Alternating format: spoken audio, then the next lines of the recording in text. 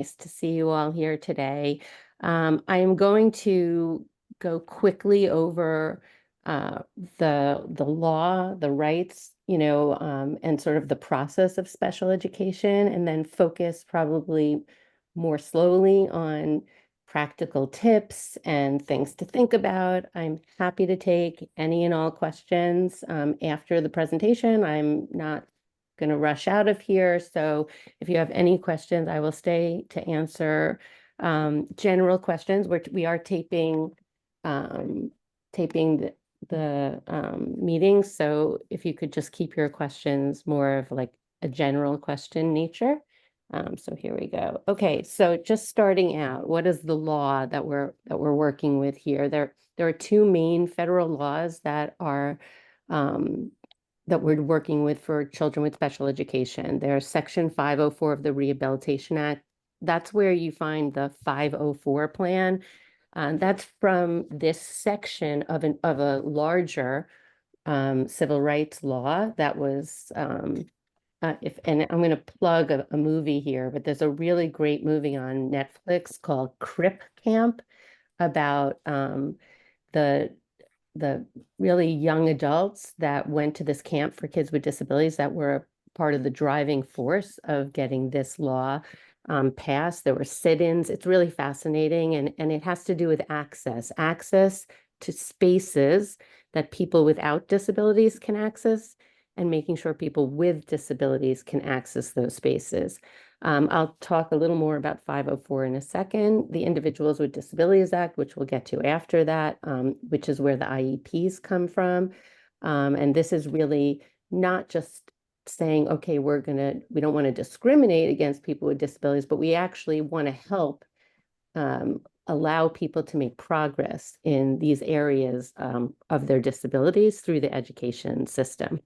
On top of the federal laws, we have New Jersey state law, which implements the federal regulations, and then case law, which is the interpretation of the laws by the courts. Okay, so Section 504.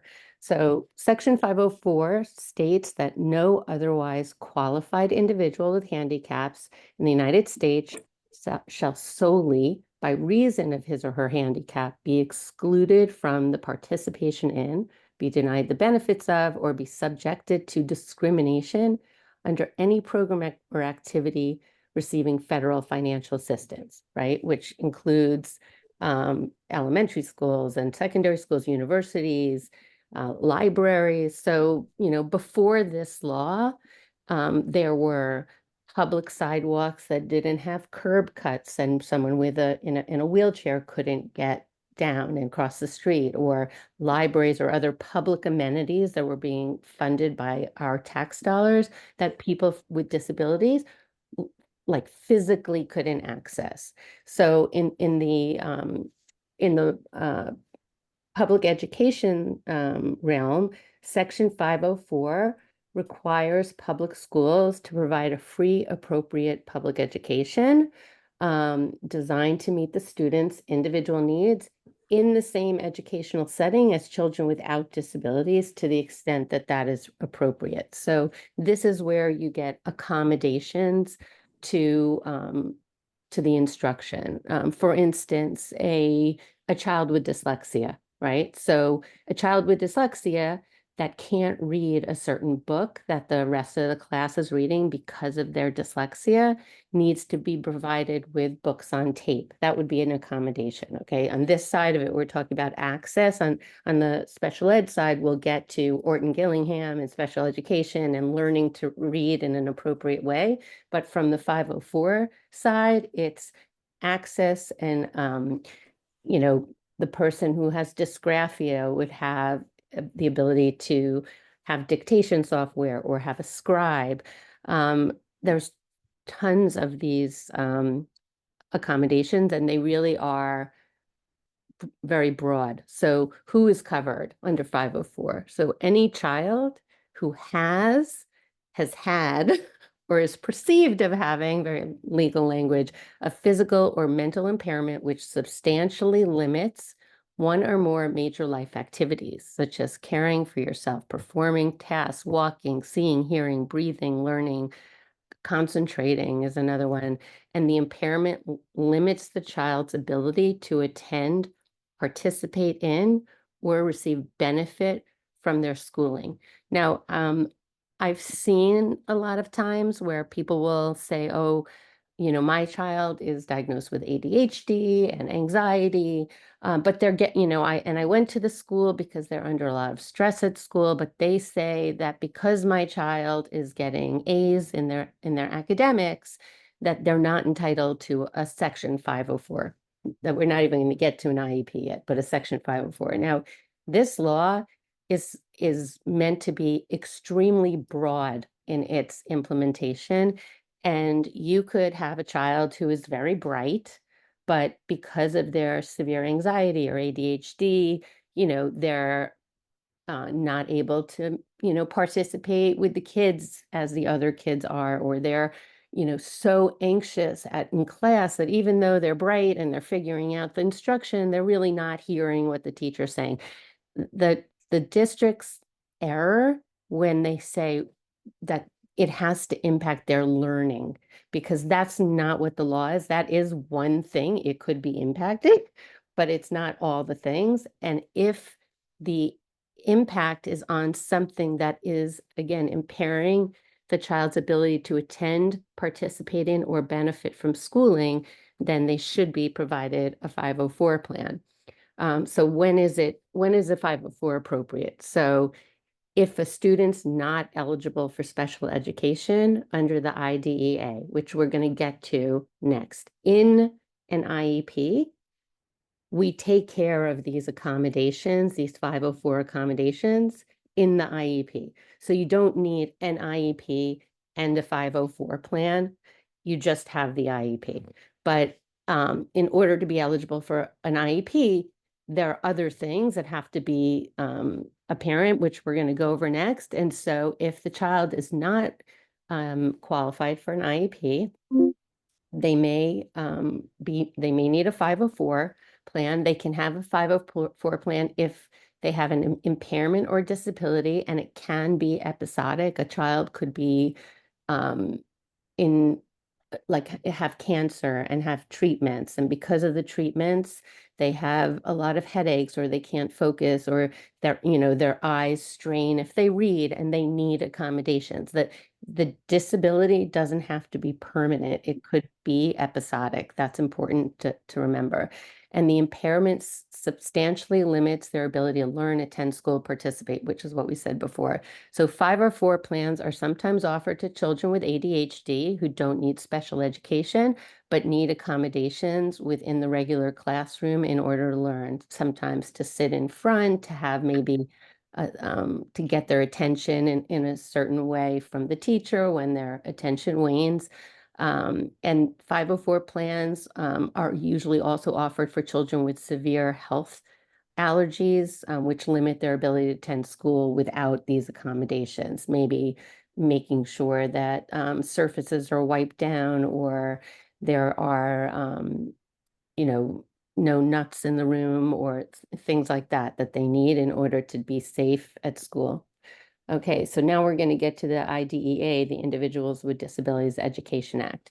I like to start with this quote because I think it's really important to set the framework of what Congress was intending, for in passing the IDEA. So the purpose of this title is to ensure that all children with disabilities have available to them a free, appropriate public education that emphasizes special education and related services designed to meet their unique needs and prepare them for further education, employment, and independent living. So what is the mandate here? The free, appropriate public education in the least restrictive environment. So who is a child with a disability? This is the first question here. A child with a disability is eligible for special education if the student has one or more of the disabilities actually outlined in the IDEA, which is going to be the next slide. I'll show you that list.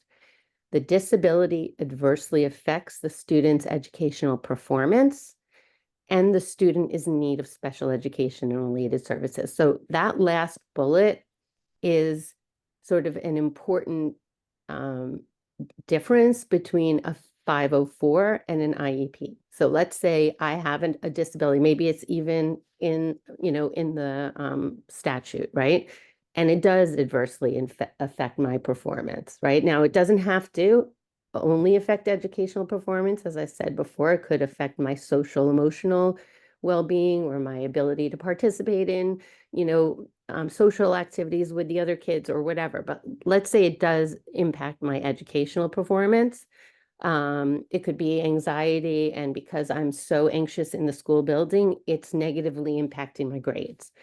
But I may not need special education related services. So that's really where it comes down to whether or not you're going to do an IEP or a Section 504. So this is the list of the different areas: auditorily impaired, autistic, cognitively impaired, communication, emotional regulation impairment. That is the category for mental health disabilities, anxiety, depression, any kind of significant mental health disability that requires, again, not just a 504 and accommodations, but actually requires counseling, therapeutic support, which would be considered special education.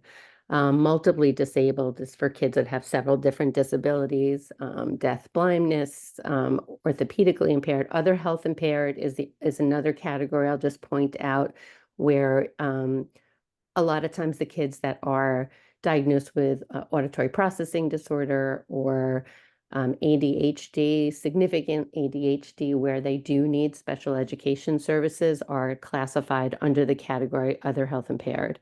Preschool child with a disability is just for kids ages 3 to 5. So all the kids, no matter what their disability is, between 3 to 5, they're preschool child with a disability, because they could have autism, they could be blind, they could be deaf, whatever the disability is. They're preschool child with a disability until they enter kindergarten. And in kindergarten, we give them, a more specific classification. I would also just point out that, a lot of times kids may have more than one of these on the list. Like they may have autism, so they could be classified under autistic, and they may have a specific learning disability, say dyslexia. You can only, by the law, you can only put one of the categories, but an individualized education plan has to address all of the child's deficits. So the category is really just sort of, they're trying to pick the one that they think is most prevalent, but it doesn't limit the services where they say, oh, well, you have the autism IEP. There is no such thing as an autism IEP. There is an IEP for a child, and that child may have autism. So what is a free appropriate public education, a FAPE? Okay.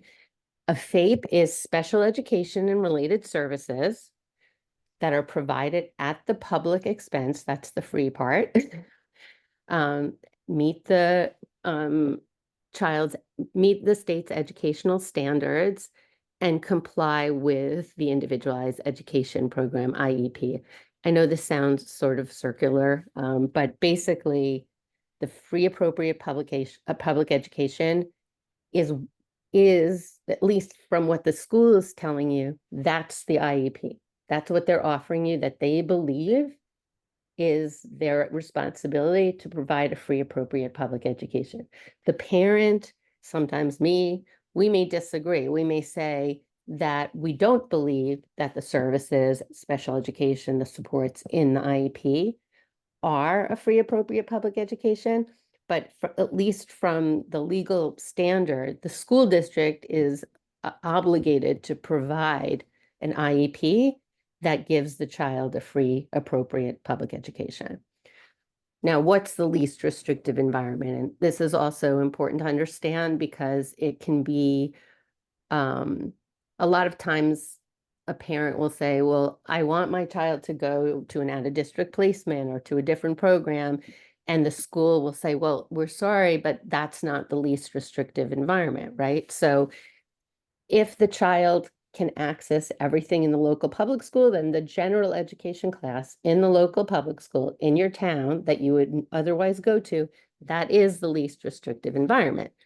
But for a child with a disability, that bumps into the free appropriate public education. So the least restrictive environment for a child with disability is the least restrictive environment where the child can receive a free appropriate public education. They're connected, right? So if you have a nonverbal child with autism, or you have someone who's deaf, and there's no sign language or anything in the classroom, then that local general ed classroom would not be a free appropriate public education because the child would not be able to get their instruction there. So you have, the gen ed class, with support in that class. Then you have in-class resource center support where they push in a special ed teacher. Then you have pull-out resource center support where the child goes to another classroom to get their instruction with a special ed teacher. Then you have sometimes kids that have some inclusion, but they're in more of a self-contained class within the public school.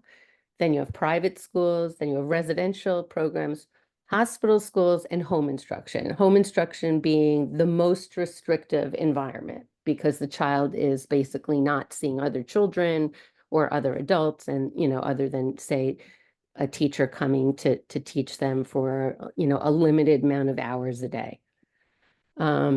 So I'm going to move into like the special education delivery cycle. Like how does it work? What happens, right?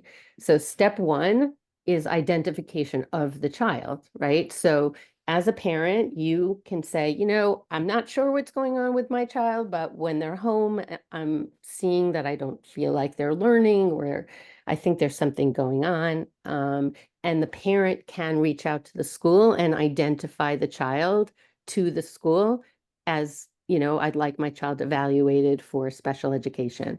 Child find is important to understand that actually the law has an obligation on the school district to identify children that might have a disability and be in need of special education and related services. They're supposed to tell you, oh, we've noticed, because they're with your kid all day, right? You're not there when they're learning to read or learning math, or how are they engaging in the classroom. That's where the teachers are, and the schools, the school administration. So they're supposed to reach out to you. This does not always happen, but it's supposed to happen. And they're supposed to reach out to you and ask to evaluate your child, right? If your child is already receiving early intervention, which is 0 to 3, which is services provided by the state to kids that have delays before they've entered school, and the entering school for kids with disabilities is at age 3 with preschool. There is mandatory preschool programming for students with disabilities, even though there is not mandatory preschool programming for students without disabilities. In some places there are, but it's not like a statewide thing. In most places, you don't get your public education until kindergarten. But kids with disabilities are entitled to preschool programming to meet their needs and their disabilities when they turn 3. So if they're in the early intervention system already, they usually referred to their local school district when the child turns 3. So the second step, okay, so you've identified your child, or the school districts reached out through their child find obligation, and now it's evaluations. So you don't have to know what the problem is in order to ask for the evaluation. The school is required to evaluate your child in all the areas of suspected weakness. The evaluations are completed at no cost to you, and you must give written consent for your child to be evaluated. They are not allowed to evaluate your child without your written consent. So they can't come to you and say, oh, yeah, we did these evaluations, here they are. No, they need your consent to evaluate your child. If the school identifies your child, they'll ask you to give consent. You can also always have your child evaluated privately. A private evaluation can be more comprehensive than the ones the school district performs. You can also let the school do their evaluations, and then if you do not feel that those evaluations are comprehensive enough or accurate, you can request an independent evaluation at their expense. But you have to do that in writing. And if they don't want to do that independent evaluation, they actually have to file with the court to defend that their evaluations are appropriate. Um, I would say the other thing I would recommend is it doesn't have to be a full evaluation, but if you are working with a doctor, a psychiatrist, a psychologist, private speech person, OT, PT, any of those individuals, you can certainly bring your ask for letters or updates or recommendations from those people that are working with your child and provide those to the child study team as well. Um, so so actually, I'm going to go back to the evaluation. So they set up a meeting and they talk about why they want, you can say why you want the child evaluated, or they're telling you why they want the child evaluated. And then they decide if they are going to do the evaluations, if the child has a suspected disability.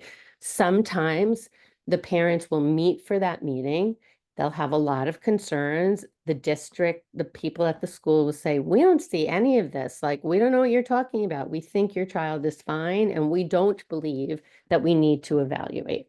So that's why it is helpful for other professionals to ask for the evaluations as well, because sometimes kids mask what's going on at school, and the teacher really doesn't see the child falling apart over something because the child has got an awareness to their social situation and they're kind of masking their distress inside. And in those kind of situations, their treating psychologist or psychiatrist can say in a letter that the child is under severe stress at home, and while they keep it together during the day and they don't let it out because they're embarrassed in front of other kids, they are suffering, and they can ask for evaluations too. So this step isn't always like, oh, I asked for evaluations, I have to do evaluations. They don't have to do them. I think that and I don't think they don't do them to be bad people or anything like that. I think sometimes they just don't see what the parents are seeing, because obviously our kids, when they come home to us, they feel safe, and they're in private with within our families, and they let out all of their distress that may not be seen at the school. So um, in any case, let's say you do meet and everyone agrees, yes, we're going to do these evaluations. So now they do the evaluations. When they finish, they provide you the evaluation reports so you can see them. Again, if you haven't gotten letters from your people, you can also get letters from your private, providers at this point to, give also to this child study team. And the next thing that happens is a meeting to determine if the child is in fact eligible for special education and related services, right? So you have to have one of the disabilities enumerated in the statute, or fit under what they consider other health impaired, things like that. Your child's access to the general education curriculum must be negatively impacted by this disability, and the child must need special education and related services. Okay, so let's take, and again, I always come back to this because I think it's something I hear over and over. Let's say you have a child with high functioning autism, and the child's getting straight A's because they have 130 IQ, but they have no friends. They're very quiet in school. They don't participate in group activities. They prefer to do it alone. And so they've been accommodated maybe so that they can do it alone because that's what they're asking, which is, fine, because that's what they need. But just because they're getting good grades doesn't mean that they don't need services for their autism in order to learn how to work in groups, how to be socialized with the kids, and to help them feel more comfortable in those environments. So the services, again, don't always have to be, like it's obvious to the school if your child has dyslexia and can't read, right? Like they're supposed to teach you to read, the child's not learning to read. It's sort of an easy one for them to see. Similarly, if the child has severe autism and is having, a lot of issues, they see it. But a lot of times a kid can have high functioning autism, ADHD, anxiety, and these kids can be very, very bright. And they say, well, why does this kid need services if they're getting straight A's? But the cost of that could be extensive inside the child. And it's important for, I always say when you're doing the evaluation meeting, if your child has mental health issues, ask for a psychiatric eval. That's they don't have their psychiatrist. It's not like the psychiatrist works for the school, but the psychiatrist, they have psychiatrists that they send to. It's really important to capture that piece if that's a big piece of what's going on with your child, and it may not be captured by the other evaluations. Okay, so generally, if the child is found eligible, the IEP team begins to develop the IEP at the same meeting. However, you can wait and convene another IEP meeting if you want to process the information. Um, I, I mean, generally the parents want the IEP, so they waive their right to consider and they just agree right in the same meeting. Certainly, if I'm at the meeting, they don't want to have another meeting that I have to come to. So we do that, but you are allowed to ask for a separate IEP meeting if you want. So the development of the IEP. So think of the IEP as like a roadmap for your child's education for the year. They're done yearly, okay? The IEP contains several sections, the child's present level of academic achievement and functional performance, like where is the child today when we're making the IEP? Then we have measurable annual and short-term goals and objectives, right? So that is where do we like if the special education and services we provide in this IEP do what we want them to do, where do we believe the child will be in a year's time with short-term goals in between to see if we're, making progress towards that yearly goal. This is really important, and it's important that the goals are measurable. I'm going to talk about the goals in a little bit, but you want to be able to understand if the child is making progress. Starting at age 14, you want to put in transition goals and services, and that's really like transitioning either, at 18, 19, 20, or 21, because there's a transition period that some children need, other children don't need. But what are the goals? Where is this? This is a child who wants to go to college. This is a child who wants to work, to have a vocational program. Like, what are the goals for transitioning into adult life?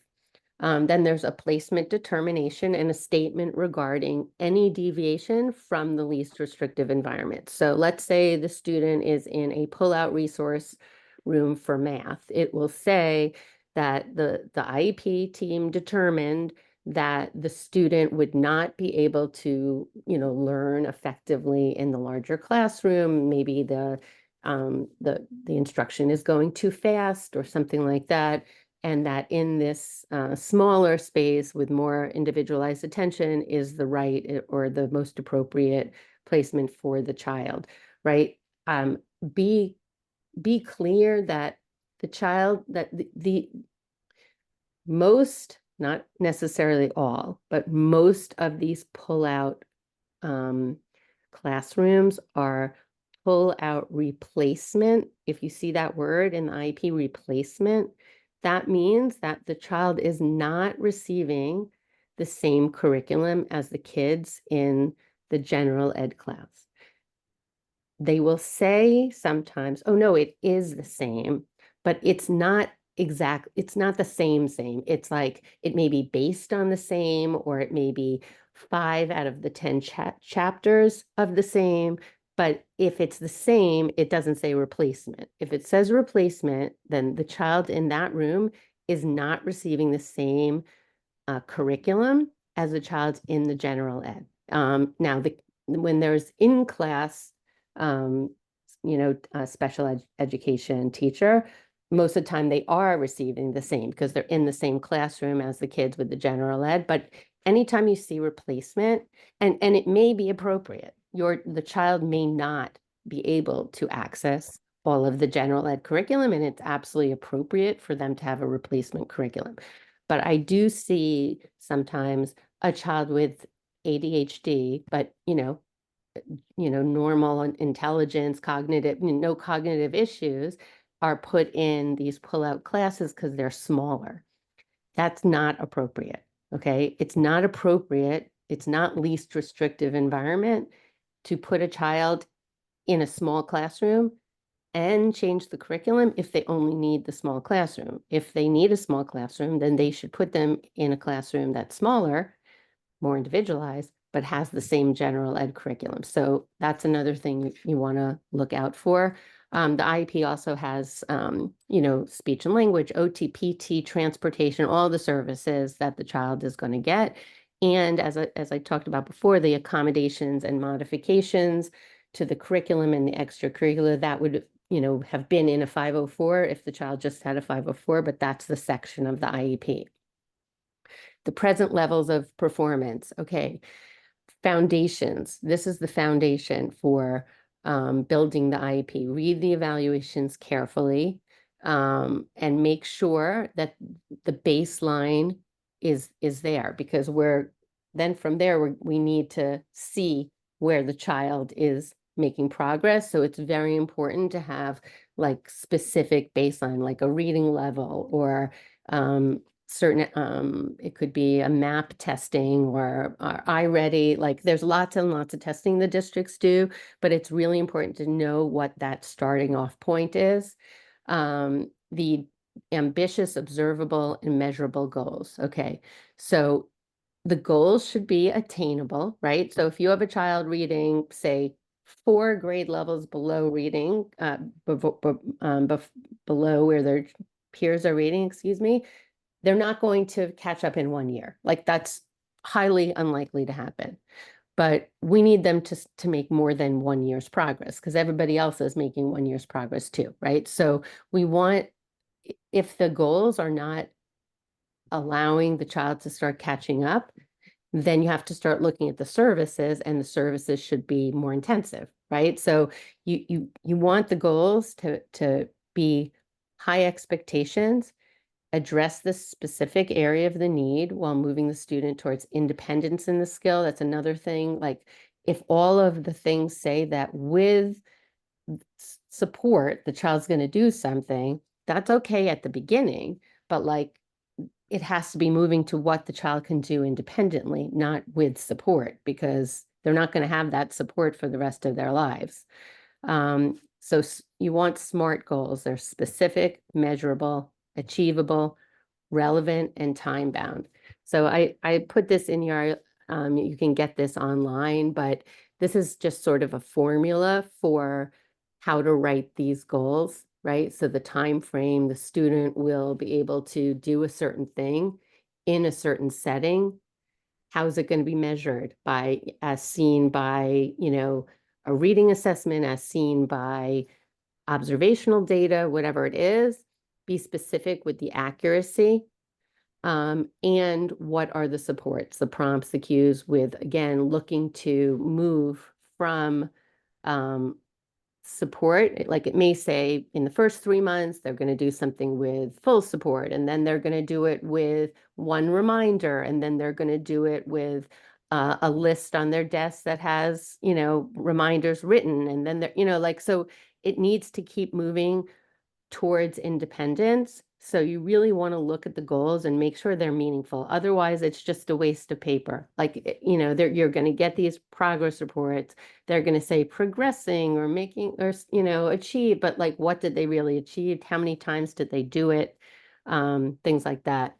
So the development of the IEP is made by the whole IEP team, and the parent is an important member of this team in developing the appropriate IEP. In fact, an IEP developed without parent input is a denial of the free appropriate public education. It's that important. Even if the school district did a great job and they really like spent a lot of time on this IEP, if they cut the parents out. I once had someone came to me and they had just sent the father the signature page of the IEP without even the IEP, and he hadn't even been part of developing the IEP, and that was just a full-blown violation of the family's rights.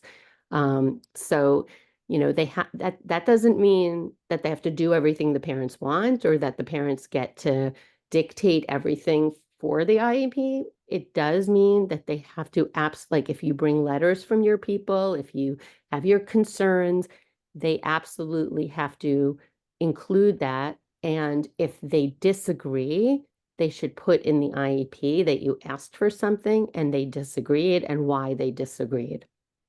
In the IEP meeting, in addition to the parents, there's the child if they're older and if it's appropriate for them to participate, the case manager, at least one of the child's general ed teachers, at least one member of the child study team that evaluated the child, the certified school personnel who referred the child if they were referred by someone, other specialists, and other individuals invited by the school or the parent that have knowledge and can help the team. So you absolutely can bring an advocate. If you want to bring an attorney to an IEP meeting, you have to tell the district beforehand because the district has to bring their lawyer also.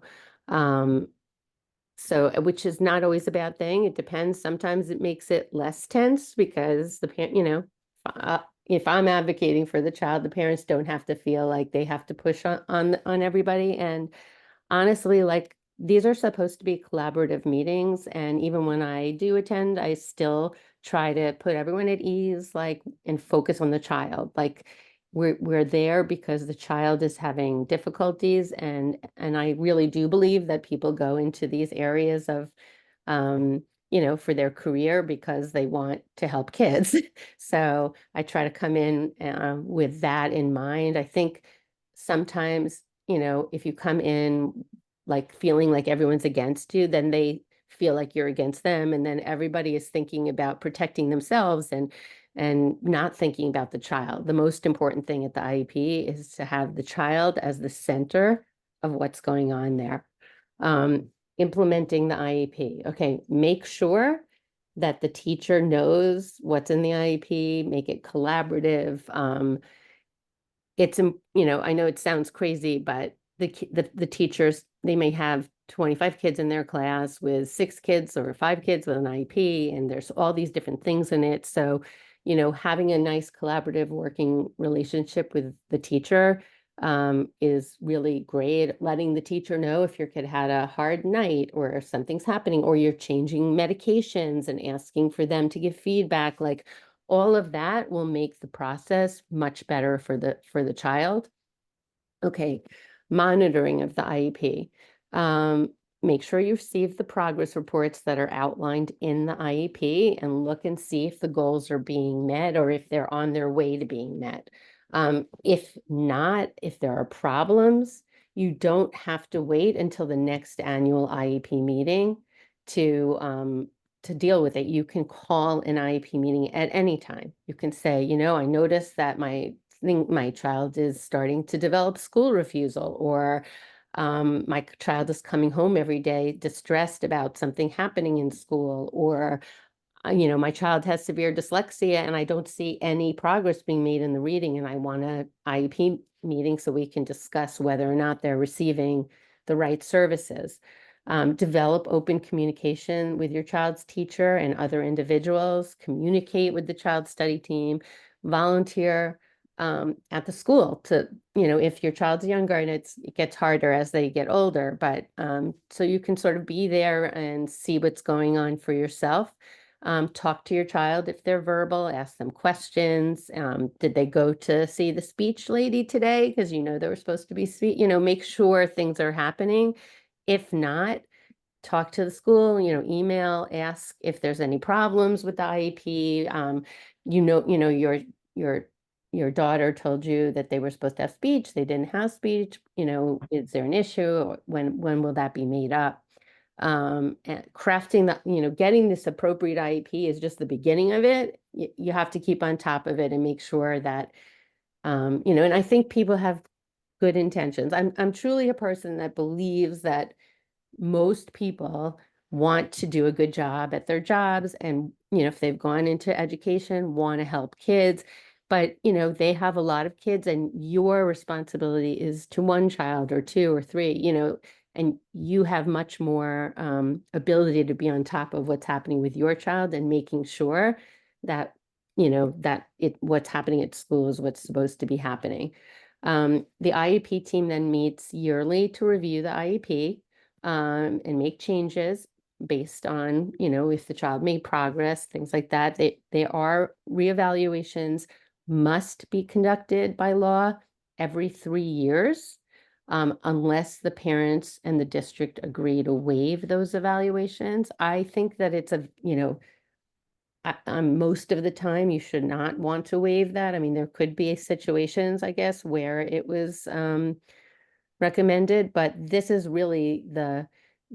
not like grades can be modified, or the child took the test again to improve their grade, or the teacher highlighted things to make it easier for the child. Like these kind of, standardized testings can really be apples to apples comparison to make sure that the child is actually making meaningful progress in their education. Understanding your child's abilities and disabilities. In what areas does your child excel? Where do their interests lie? I think it's really important to make sure that, the family and also the school are focusing and supporting the child's strengths and not only remediating the weaknesses, because it can be difficult for the child if all the focus is going to be on the things that are hard for them. I think we want to celebrate and give them confidence, self-esteem in all the things that, they're strong in. And all of us have strengths and weaknesses. We all have, the things that are hard for us and the things that are easier for us, and they can be different things. So, having your child also, in an age appropriate way to understand that, yes, they struggle with this one thing and maybe other kids don't, but they're really strong in this other thing and other kids aren't. So that's just the way it is with people. People have different strengths and weaknesses. I think it's important to, read books and articles written about your child's disability, attend lectures and workshops like this one. Find both local and national parent advocacy groups, especially ones that are focused on the disability of your child, because you can really get a lot of great information. And networking with other parents, because honestly, like, if you have a child who has ADHD, right?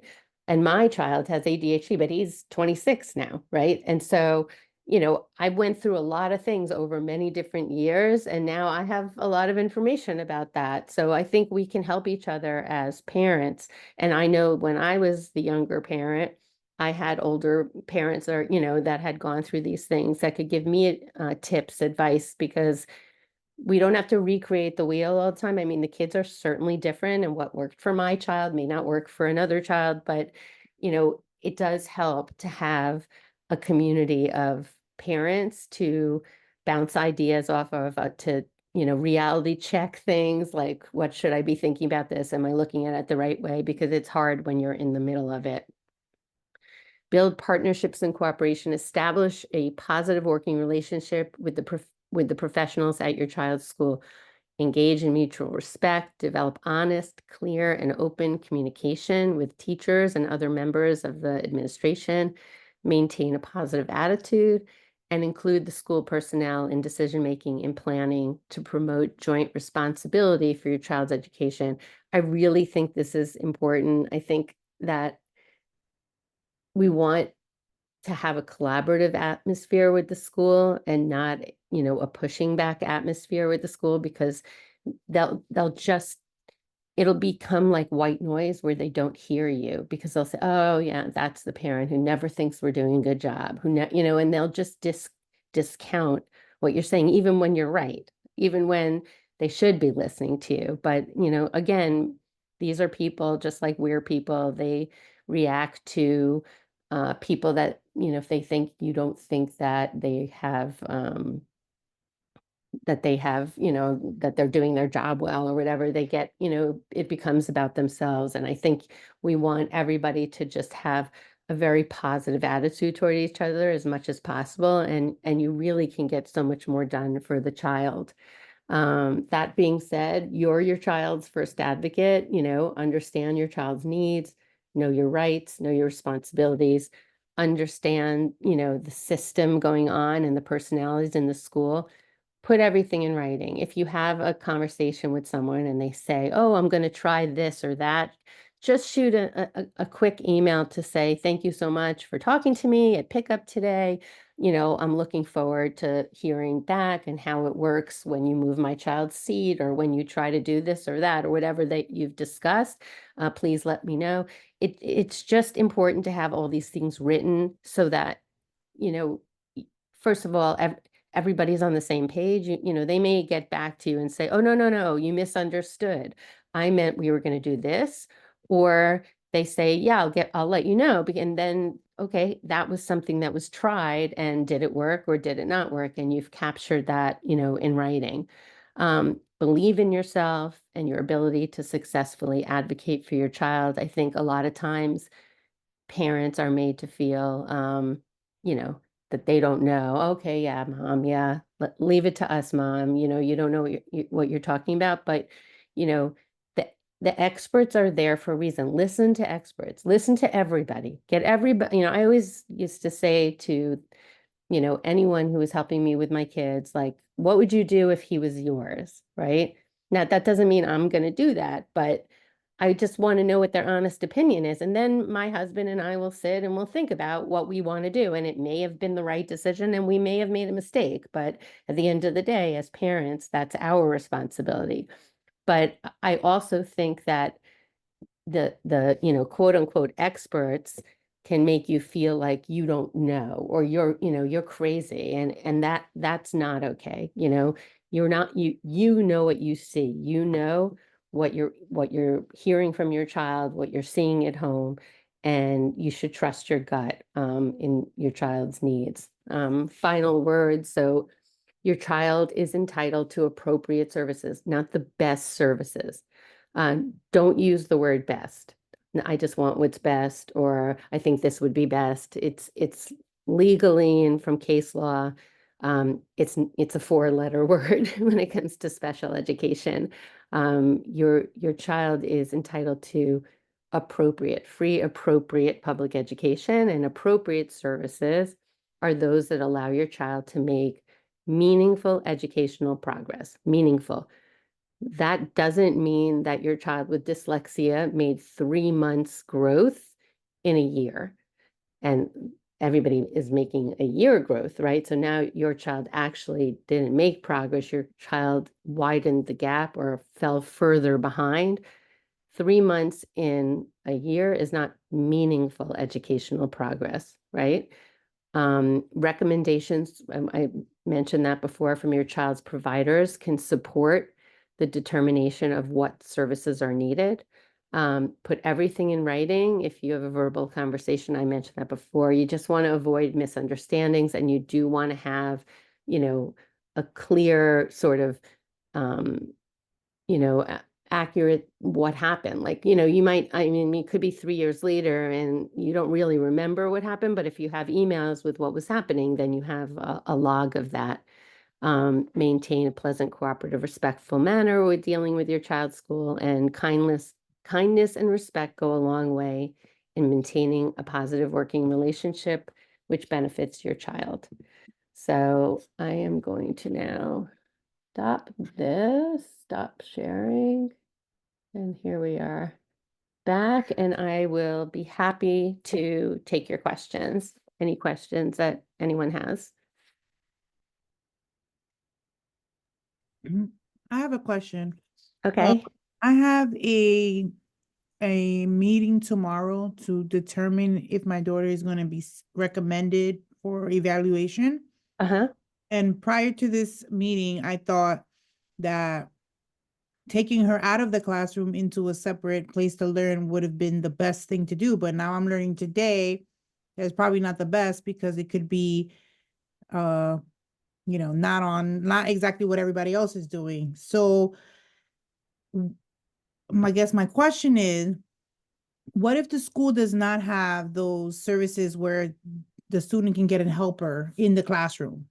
What are the other things that the schools are doing, or is that something that they have to do? Right. So well, I'm going to back up just for a second and then I'm going to get to the end of your question. So, um, if you're just meeting tomorrow for evaluations, that's the very, very beginning of the process. And the purpose of the evaluations should be to try to determine what help your child needs, like what's going on, where is the deficit and what's going on. Um, Within the least restrictive environment, they are supposed to let your child remain in the main classroom with an aide, with an in-class support teacher. Again, this, talking about it before the evaluations, it's sort of like going to a doctor and saying my arm hurts and they just put it in a cast without taking an x-ray. The evaluations are the x-ray, right? So you'll get the evaluations, you'll see what the issues are. They can be a million things. So your child could have a reading comprehension issue or could have severe ADHD and they're not focusing on what they're reading, right? Like we need to figure out before we decide what services to provide to a child, it's critical to know what exactly the needs are of the child, because Mhm. then we know how to treat it, like what the needs are. It could be there are kids that have, severe math disability. They just, it's a cognitive thing. And leaving them in a general ed classroom that's moving too fast for them can cause a lot of distress, right? So I'm not saying that those pull out resource classes are always the wrong thing for a child. It's really depends on what the child's needs are. But I am saying they shouldn't be used just because they're smaller, right? That's just Right. smaller. And if they can't serve the child, let's say they say, well, if they ever said to you, well, your child really needs an in-class support teacher, but we don't have an in-class support teacher, you want to definitely follow that up in writing and saying, I understand that you said that my child needs an in-class support teacher and you don't have that. So what are we supposed to do? Or it's something to get that in writing because that's illegal, right? Like if they don't have something your child needs, they need to get it or they need to send your child somewhere else where they can receive it. Like this law is what's called an entitlement law. Like your child is entitled to this free appropriate public education. It's not like a matter of whether they have the money or whether they have the staff. Like they have to figure that out. And sometimes the child goes to another school, like a school for kids with special education needs, because the school district doesn't have the right services. But, it's a continuum and, you need to start with the evaluations first. Got it.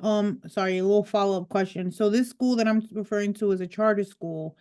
Are charter schools Yeah, the charter schools also have to provide students okay? with disabilities. It's a little bit in the weeds, complicated with who has to pay if the child needs to go to another school. Like, let's say the charter school says they don't have, you know, an Orton Gillingham teacher and your child has just been diagnosed with dyslexia, right? So they can try to hire that person or they can say, well, we want to send the child to another school. And at that point, they are supposed to tell your local school district and get your local school district involved because the local school district would have to pay for that. And maybe they have the services that your child needs at their school. So again, that's a little bit down the road, but the most important thing, first of all, is to not just for what they're going to get, but just even for you as a parent, is to like really understand as much as possible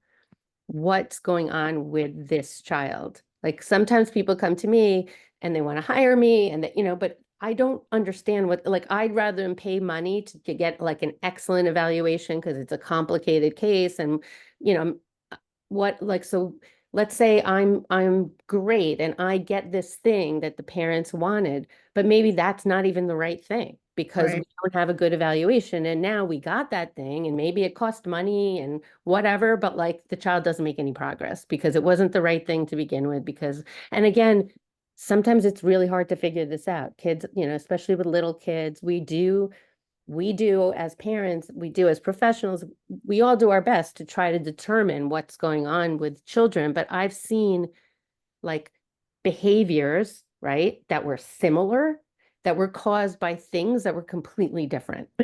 Right. So a certain behavior and the child ends up being dyslexic, and a certain behavior and the child ends up having severe anxiety or being on the autism spectrum, but very high on the spectrum. And people didn't see it because, maybe sometimes even with girls, it's harder to see because people assume that these behaviors are that the child is overly friendly and they say, oh no, my child's so social, but that so social is too social, not Mm, realizing what, other kids are like not always wanting to hug you or, and so like it's tough as a parent, but that's the most important piece. And once we have that piece, then we say that the school has to meet the child's needs. And, if they can't, they have to figure it out with you how they're going to do it. But this first piece is really important, and you can ask for, other eval. They're going to offer usually a speech eval, maybe OT, PT. They do a social eval, which is just talking to you to get the background, which is great because it puts the child into a context of who they are and not just, these individual pieces. They do an right. educational, they do a psychological. Like I said, if there are mental health issues, you can ask for a psychiatric. You can ask for an auditory processing eval if you feel like they're having some issues with hearing things accurately. You can ask for a neurological eval if you think that they may be on the autism spectrum or developmental pediatrician. You can ask for more evals than the ones they come in with if you have reason to believe that information is necessary to serve the child appropriately. Got it. Thank you so much for this Sure. information. Sure. Anyone else have a question? Hi, I have a question. Okay, hi. So I know school districts through evaluation cannot diagnose. Uh-huh. And my daughter does have an IEP, has had for the past 4 years. And just the frustration of her not moving up with reading, I wound up doing a private eval. Mm-hmm. And it came back that she is dyslexic. Um, Now, I was also told that the school district does not have to go with any recommendations from a private eval. Is that true, or how So, does that work? okay, so they don't have to take every recommendation given to them in a private eval, but if they are not taking certain recommendations, I would have them put into the IEP why they're not taking those recommendations, why they don't feel they're necessary. And at the end of the day, if you give them an evaluation that says that she needs Orton Gillingham, like standard, and they say, oh, we don't believe she needs that. We're going to give her this other thing. First of all, I mean, in your case where there's an IEP for 4 years, if she's been getting that service or that program for 4 years and has not made progress, then not only are they, potentially not giving you a free appropriate public education going forward, but you may have a case that they failed to give you a free appropriate public education going backwards, right? Like at some Right. point, like in year one, they give you a service. Okay, they're trying something, but if the child is not making progress, even in their, they're doing whatever the teacher's college or whatever assessments, or iReady, I mean, they use all sorts of different things. If even in their things, if the child is stagnating, not making progress, then they should do something else, right? Like Right. they should try something else. It's not reasonable to offer you an IEP with the same services that the child is not making progress in. And if that is what happened, now if they tried another thing and another thing, each case is different, right? If they tried different things and they really put an effort and that they didn't make progress, that's not the same as doing the same thing over and over and the child not making progress, because that is more rising to a violation of FAPE. And a lot of times when we get these outside evals, where I ask the parent to ask to if the person who's doing the evaluation can say, look at what the child was given and say, this is not the appropriate services. That is no wonder the child made no progress, because they weren't given what they were supposed to get. And had they been given an Orton trained or certified person or a Wilson, then, given their intellectual capacity, as a person with dyslexia, we would have seen much more progress. And that this is, that the reason they didn't make the progress is because they didn't get appropriate services. Then you have potentially a case for what's called compensatory education. So because this is an entitlement, if the school does not give you or your child a free appropriate public education, you can ask for like makeup services. Like, you should have given Orton, you didn't give the Orton, now you owe me Orton. You owe me more Orton, like extra Orton, not just what is going to be going forward, but also from the past that you didn't give to me. And again, like these things, there's a difference between like the law and the practice of law, right? So in something like this, and again, I'm not saying this is exactly your case, because I haven't looked at your IEPs, I haven't looked at anything, okay? But let's Right. say you came to me and for the last 4 years, your child's gotten exactly the same program. No one was certified in Orton or Wilson or anything. And, they were getting in a group for 30 minutes twice a week, something, and that it was always that, and that year after year, they were assessing your child in whatever the assessments they normally use, and they could see that your child was not making progress. We would look through, first of all, what do we want going forward, right? What do we want? You say, well, my child loves public school, is so happy in the public school, and I don't want my child to be in a special education school. Or you'd say, you know what? If I could send my kid to, the Winston School in Short Hills or the Craig School or another school that's like really good for kids with dyslexia, that's what I want, right? So we look, for me at least, I look at like what the parent wants, and does that align with what the assessments are saying the parent needs, right? Because sometimes as parents, we think something's going to be the best thing, but then we have to also look at what all the different people advising us, and also as the child gets older, what the child wants. Like, we might all say, you know what, actually, the thing would be to send the child to another school, but that child is very invested and has lots of friends in the public school. And we say that child is going to be miserable going to another school. And we need to figure this out.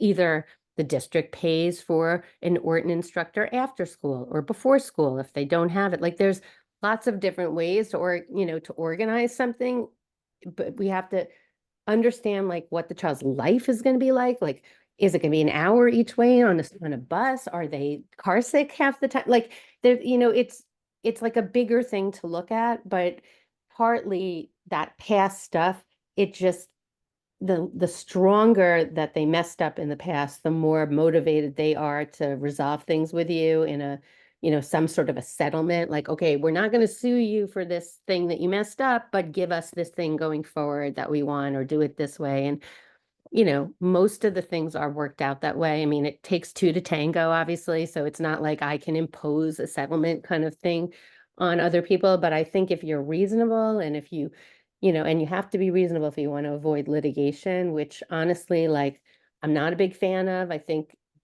I don't enjoy it. I feel like you get caught up on the nitty gritty of everything and then you get away from like the big picture of what this kid needs and who this kid is. And, if they don't teach these kids to read, they start having mental health issues and feel bad about themselves. And it's a whole other thing that they also might have to pay for. So like, I feel like you can talk to the school in a way that gets everybody on the same page with what's going on here, because the child, if your child has an average IQ and they're still not reading and they're falling further behind, the child has not received a free appropriate public education, period. I mean, and All right. they need, and they can say all they want about, yes, technically, legally, do they have to accept your private vow? No.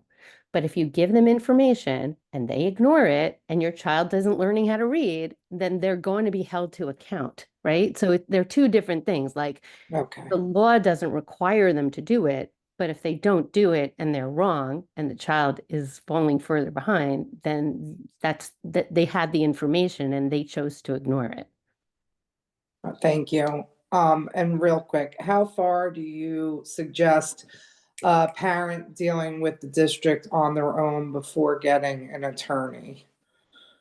Like, do you think if it gets to the point of no one helping or before that, or just for I mean, guidance? honestly, like, this is what I would recommend. Like, we do like a consultation, right? So I do a consultation. I get the IEPs and the documents. I read through everything and I meet with the family for an hour and we talk through the specific situation.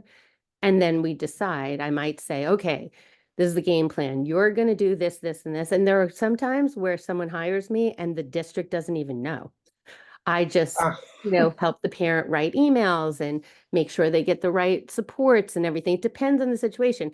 If it's there's, there are times where I think like it's going to make it worse for them to know you have a lawyer because they're going to, clam up and and then there are other times where, especially, like we have very small set of lawyers on both sides of this. Like I know pretty much most of the lawyers that do what I do, and I know pretty much most of the lawyers that do the other side. We all know each other.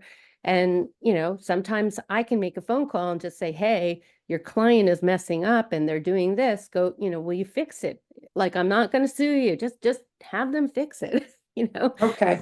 I mean, so it depends on the situation. Like, I can't give you a blanket answer to that, but I do, sometimes tell parents like, I don't think you need to hire me now, or especially, I mean, you already got an evaluation, but there are times where parents come and I'm like, you know what, take the $5,000, like, and get a really good neuropsych eval so you know what's going on. Because like, putting the money to advocate with the lawyer before you really know what you need, it's a recipe for, it's like hit or miss, whether I could be the best lawyer on the face of the earth and I'm totally successful getting what we all decided the kid needed and it really wasn't what they needed. So, which is to me like the worst possible scenario.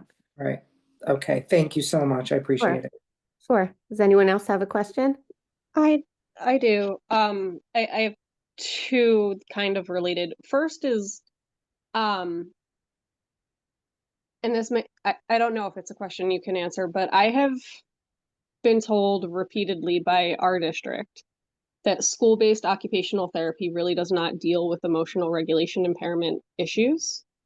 That's And so interesting because in a lot of districts use like the zones of regulation, and that's always done by the OT.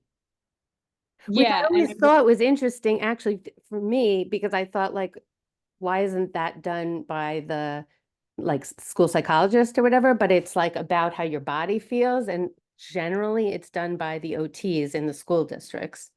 yeah, our district takes the position that the OTs are more for like fine motor and like physical related things. And so my related question was like, then what service is one supposed to ask for when a child's main impediment to accessing education is emotional regulation? Like, what are the kinds of services one would ask for from a district? I mean, it could be like lots of services. I mean, definitely, just off the bat, like that the school do you have a private psychologist helping? So we have my son's neuropsych, and then we have a private occupational therapist. But no, we don't have a separate site.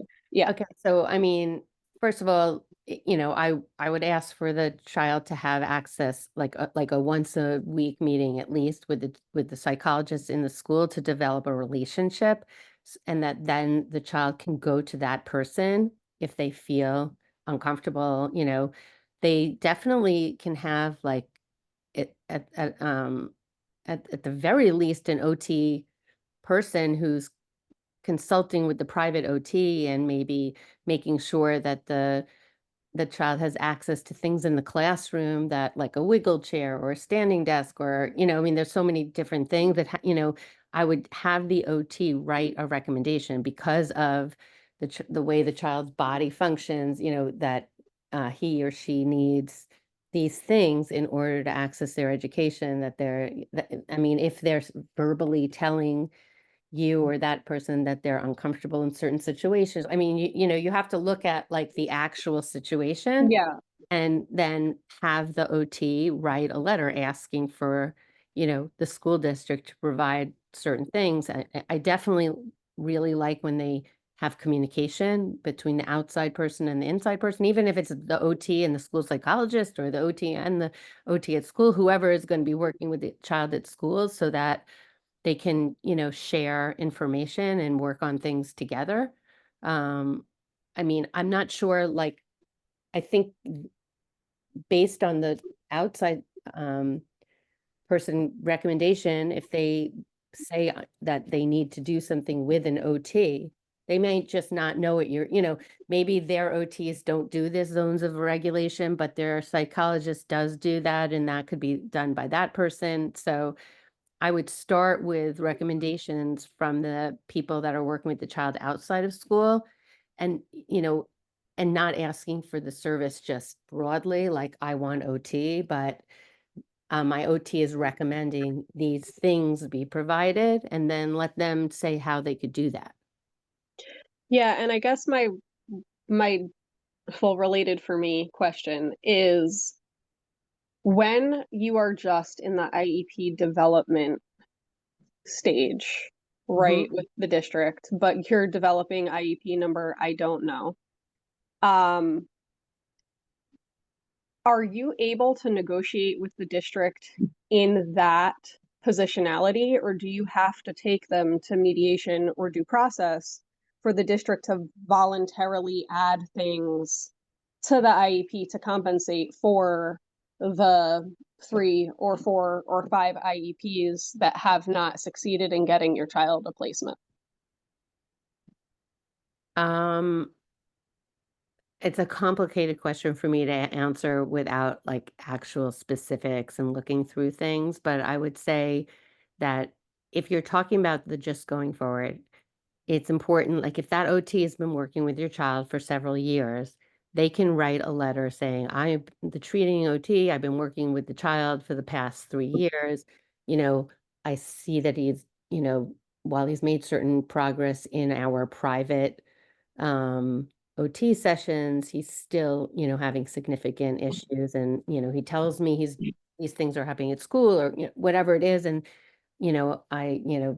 this is what my And recommendations are, at least for the going forward. I mean, I can't, I don't want to give you the wrong information, and I no, don't. no, it's so this is a kid who my son has been on home instruction in some way, shape, or form with intermittent attempts to place him for going on about 10 months.